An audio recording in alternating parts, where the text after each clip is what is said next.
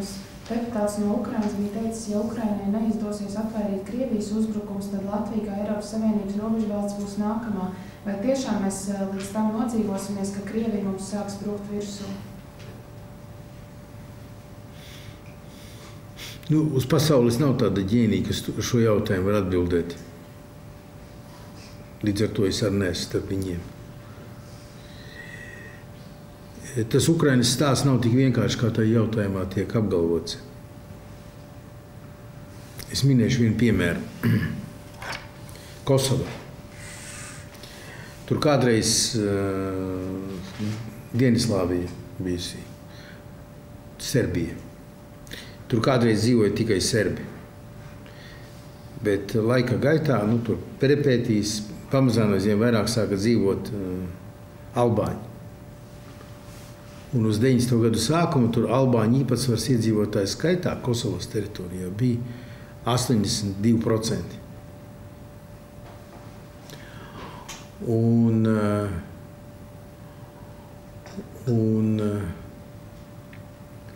viņi aizvien aktīvāk sāk uzstāt uz autonomiju un uz atdalīšanos no Serbijas. Tika izveidota Kosovas atbrīvošanās armija, kuras štābs atradās Vācijā.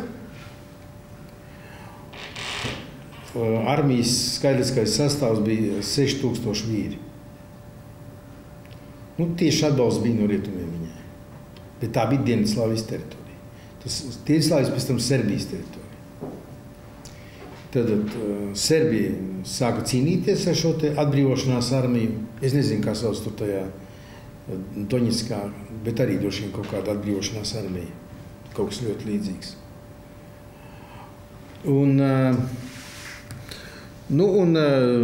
Tātad Serbija karoja šo armiju, un gala rezultātā, lai tie albāņu atbrīvošanās armija izcīnītu uzvaru un Serbija ciestu sakāvi, NATO bez ANO sankcijas sākam bombardēt Dienvidslāviju, lai Dienvidslāvija pārtrauc cīnīties ar šo atbrīvošanās armiju. Ja analogi, tad tā kā jābombardē bija Kijeva.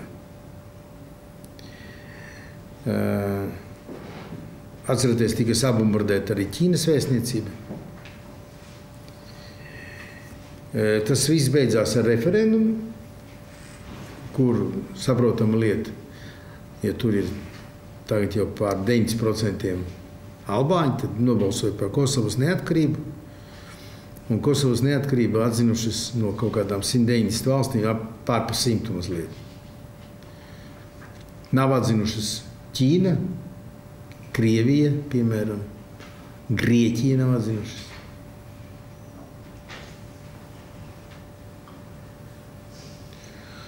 Protams, šī problēma parādījās tad, kad sagruva Dienvidslāvija. Tādās revolucionārās pārmaiņās. Patīk, nepatīk, bet jebkurai valstī, kurā kaut kādā teritorijā dzīvo kompakti, kaut kādas tautības iedzīvotāji, kas atšķiras no pārējās teritorijas. Šīm attiecības jāveido ļoti, ļoti harmoniski. Tāds labs ļoti piemērs manā skatījumā ir Šveice. Kā jūs zināt, tur ir gan vācu valodā runājuši pavalsts, gan itāļu, gan franču, gan vietējā.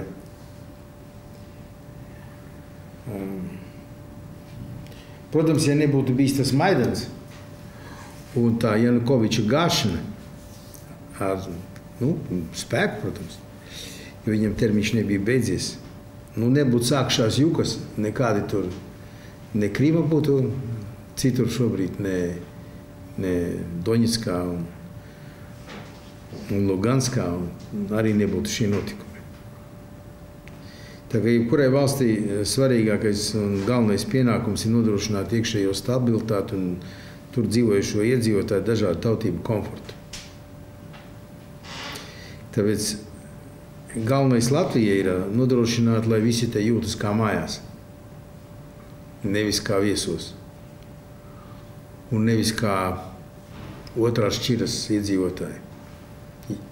Lai nejūtas tā.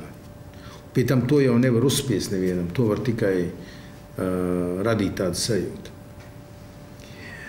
Ja mēs analizēsim to notikumu gaitu Latvijā, tad, diemžēl, pēdējos turpat 15 gados situācija pasliktinājusies, nevis uzlabojusies. Var dažādi spriesti, protams, tur socioloģija un tā, bet, piemēram, es ņemšu vienu piemēru. Cik no pirmklasniekiem uzsāka mācības skolās ar valsts valodu? Tātad, latviešu skolās sauksim tā. Cik procenti? Teiksim, tur 2003. Gads un tagad 2000, es skatījos, bija man 13. gads. Es palūdzu, lai man iedot jaunāks datus. Un, diemžēl, šīs tendenci ir tāda, ka tie, kas mācās 1. klasē latviešu valodu, ir mazāk. Mazāk, nevis vairāk. Bet bija ilgs laiks pēc Latvijas neatkarības, 10 gadi, kad pieauga, kas mācās latviešu skolā. Bet pēc tām uzspiestajām reformām un, es teiktu, nepārdomātām vērstām pret mazākumtautības skolām un mazākumtautību bērniem, un līdz ar to arī vecākiem, šis īpatsvars nevis palielinās, bet samazinās. Vienīgā pilsēta Latvijā, no Republikas pilsētā, kur īpatsvars lielāks, ir Ventspils. Vienīgā. Nav daudz, par procentu punktu tikai. Par procentu punktu, jo mēs jau neesam izolēti. Bet, kas attiecas, piemēram, uz Daugavpili, Rēzekni, tur katastrofāli samazinājies īpatsvars. Katastrofāli.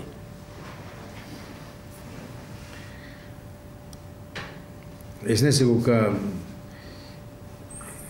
ka mums tur revolucionāra situācija, kas tam līdzīgs, nē. Bet humanitārs jautājums nevar risināt ar spēku un administratīvām metodēm. No tagad 16. marts. Kas tad uztaisīja no tā 16. marta tādu milzīgu bubuli un tādu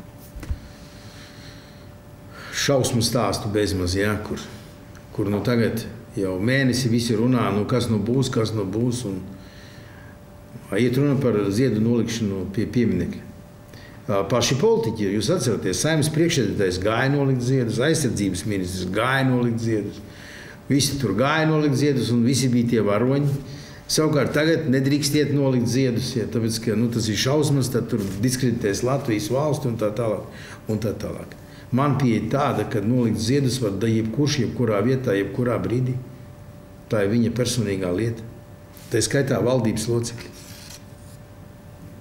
Ja sabiedrība tas interesē, viņiem kā politiķiem jābūt mākai un spējai paskaidrot, kāpēc viņi to dara.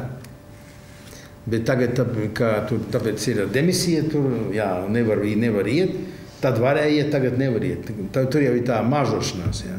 Tur jau tā mažošanās. Un, protams, tad tas politiski, tad tagad iznāk, ja iet milzīgs varonis un Latvijas patriots, un ja neiet, un tā kā otrās šķiras latvietis iznāk, jā, tāds, jā.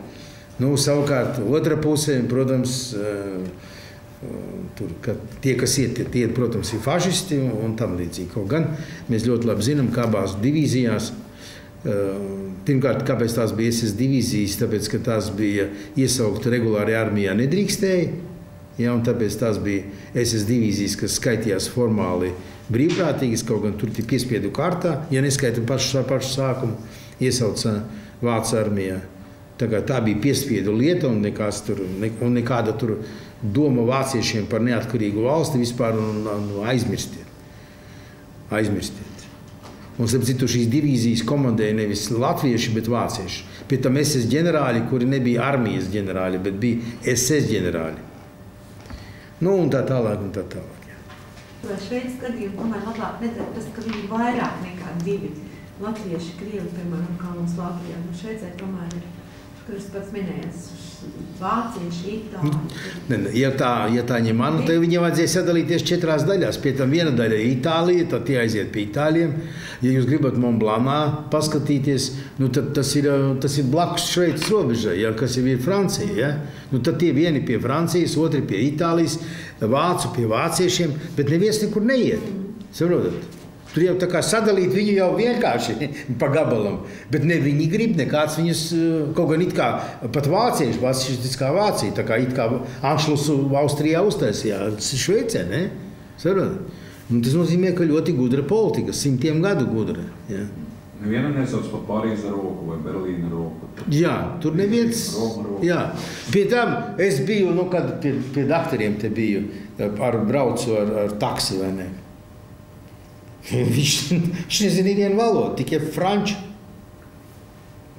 Taksometrā. Aizmirstiet. No Ženēvas. Tā. Vācu daļā. Ļoti labi komfortabli jūtas. Un neviens nekaro kāda, kurā vietā tā valsts valoda un tur tādas. Svarīgi, lai tie bērni mācās. Tas ir svarīgākais. Un brīvprātības princips. Un nebūtu sāku šīs represijas pret skolām 2003. gadā. Šadurskis, starp citu. Es domāju, ka tagad mācītos latviešu valodā 1. klasē 90%. 90% brīvprātīgi būtu aizgājuši. Tāpēc, ka it kā valsts valoda jau pašas skolas, kas sāk, nezaudēt krievu, te tā process ir vieglāk. Darba atrast, varbūt labāk valodu zina un tā. Bet piespiedu kārtā bija pilnīgi pretēji. Tas jau kļūst par patriotisku lietu mācīties mazākumtautības skolā. Parādīt, ka mēs esam attiecīgas tautības cilvēki.